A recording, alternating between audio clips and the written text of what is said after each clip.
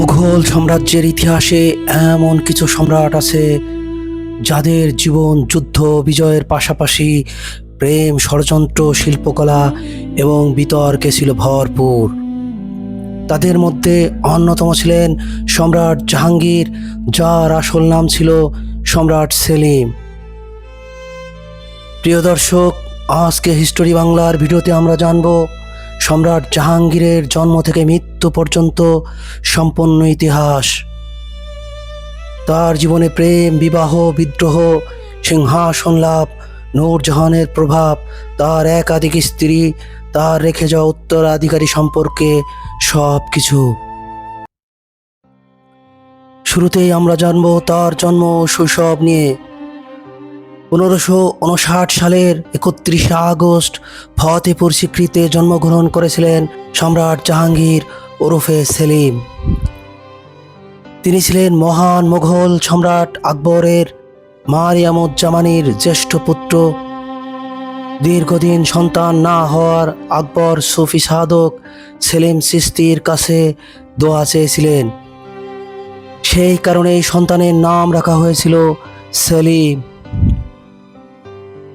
শৈশব থেকেই সেলিম রাজনীতি, প্রশাসন, যুদ্ধবিদ্যা, সাহিত্য, শিল্পকলায় বেশ শিক্ষিত হয়ে ওঠেন।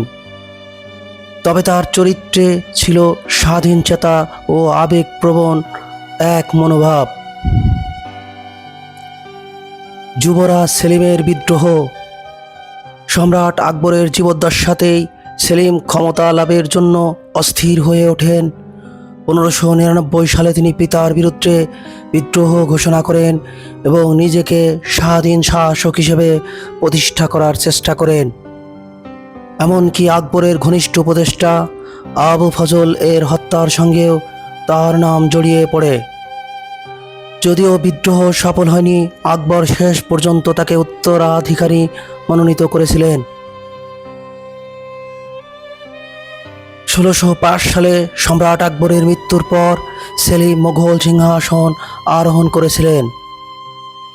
তিনি নতুন নাম গ্রহণ করেন নুরুদ্দিন মোহাম্মদ জাহাঙ্গীর, যার অর্থ হল বিশ্বজয়ী।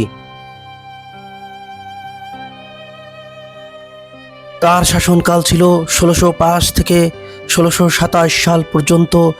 এ সময় মুঘল সাম্রাজ্য স্থিতিশীলতা ও সমৃদ্ধি ছিল বেশ। সম্রাট জাহাঙ্গীরের জীবনে বহু নারী ছিলেন, তবে তার জীবনের সব থেকে আলোচিত প্রেমের নাম নূরজাহান বেগম। তার প্রকৃত নাম ছিল মেহেরুন্নেছা। 1611 সালে জাহাঙ্গীর তাকে বিবাহ করেন। নূরজাহান শুধু সম্রাজ্ঞী ছিলেন না, বরং ধীরে ধীরে সাম্রাজ্যের সব ক্ষমতাধর ব্যক্তিতে পরিণত হয়েছিলেন। অনেক ঐতিহাসিক মনে করেন জীবনের শেষ দিকে জাহাঙ্গীরের পরিবর্তে কার্যত নূরজাহানই সাম্রাজ্য পরিচালনা করেছিলেন। নূরজাহানের নামে মুদ্রা জারি হয়েছিল, যা মুঘল ইতিহাসে বিরল ঘটনা। তিনি রাজকীয় ফরমান জারি করতেন, প্রশাসনিক সিদ্ধান্তে অংশগ্রহণ নিতেন এবং দরবারে অসাধারণ প্রভাব বিস্তার করেছিলেন। জাহাঙ্গীর তার স্ত্রীর বুদ্ধিমত্তা ও রাজনৈতিক দক্ষতার উপর গভীরভাবে নির্ভরশীল হয়ে পড়েছিলেন। সম্রাট জাহাঙ্গীর তার পিতা আকবরের নীতি অনুসরণ করেছিলেন। তার অন্যতম বড় সফলতা ছিল মেওয়ারের সঙ্গে দীর্ঘ সংঘাতের অবসান। 1614 সালে মেওয়ারের রাজপুত শাসকদের সঙ্গে তিনি সমঝোতা করেছিলেন এবং মুঘল কর্তৃক স্বীকৃত হয়ে এসেছে। তার আমলেই মুঘল সাম্রাজ্য আরও সুসংহত হয় এবং দক্ষিণ ভারতে মুঘল প্রভাব বৃদ্ধি পেতে থাকে। সম্রাট জাহাঙ্গীর ছিলেন শিল্পপ্রেমী একজন সম্রাট। তার শাসন আমলে মুঘল চিত্রকলার স্বর্ণযুগ বলা হয়। প্রকৃতি, পশু পাখি ও মানুষের প্রকৃতিগত আঁকয় বিশেষ উন্নতি ঘটে। তিনি নিজেও সাহিত্যপ্রেমী ছিলেন এবং নিজের স্মৃতিকথা তুজুকি জাহাঙ্গীর রচনা করেছিলেন, যা মুঘল ইতিহাসের অন্যতম একটি গুরুত্বপূর্ণ দলিল হিসেবে আজও ইতিহাসে রয়ে গেছে। ইউরোপীয়দের সঙ্গে সম্পর্ক। সম্রাট জাহাঙ্গীরের আমলে ইংরেজ বণিকরা ভারতে ব্যবসার সুযোগ লাভ করে স্যার থমাস রেও তার দরবারে উপস্থিত হয়ে ইংরেজ বাণিজ্যের অনুমতি লাভ করে। পরবর্তীতে এই সম্পর্ক ভারত ব্রিটিশ প্রভাব বেশ বিস্তার লাভ করেছিল। বিতর্ক এবং বদনাম। সম্রাট জাহাঙ্গীরের সবচেয়ে বড় দুর্বলতা ছিল মদ ও আফিমের প্রতি আসক্তি। ঐতিহাসিক সূত্রে জানা যায় তিনি দীর্ঘদিন অতিরিক্ত মদ্যপান আফিম সেবনের কারণে শারীরিকভাবে দুর্বল হয়ে পড়েছিলেন। এছাড়া রাজ পরিবারের মধ্যে উত্তরাধিকারী নিয়ে দ্বন্দ্ব ও পুত্রদের বিদ্রোহ তার শাসনামলে অস্থির করে তুলেছিল। জাহাঙ্গীরের পুত্রদের মধ্যে সব থেকে মেধাবী ও যোগ্য ছিলেন যুবরাজ খুররাম, যিনি পরে শাহজাহান নামে সিংহাসনে আরোহণ করেছিলেন। তবে নূরজাহান নিজের পছন্দের উত্তরাধিকারীকে ক্ষমতায় আনতে চাইলেও শেষ পর্যন্ত সম্রাট শাহজাহানে বিজয়ী হন এবং তিনি মুঘল সাম্রাজ্যের সিংহাসন আরোহণ করেন।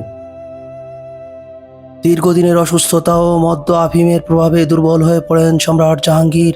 1627 সালের 28 অক্টোবর লাহোরের পথে মৃত্যুবরণ করেন। তার তখন বয়স হয়েছিল মাত্র 58 বছর। পরবর্তীতে লাহোরে তার সমাধি নির্মাণ করা হয়, যা আজও মুঘল স্থাপত্যের অন্যতম নিদর্শন হিসেবে চিহ্নিত।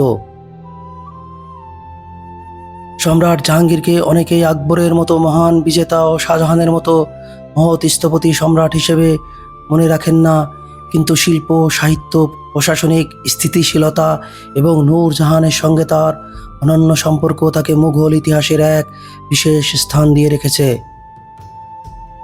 তার আমলে মুঘল শিল্পকলা সর্বোচ্চ বিকাশ লাভ করেছিল এবং সাম্রাজ্যে তার শক্তিশালী অবস্থান বজায় রেখেছিল। একজন বিদ্রোহী যুবরাজ থেকে বিশ্বজয়ী সম্রাট, জাহাঙ্গীরের জীবন ছিল ক্ষমতা, প্রেম, শিল্প ও বিতর্কের এক অসাধারণ মিশ্রণ। নূরজাহানের সঙ্গে তার সম্পর্ক মুঘল ইতিহাস সংস্কৃতি বিকাশের অবদান ইতিহাসে চিরস্মরণীয় হয়ে থাকবে।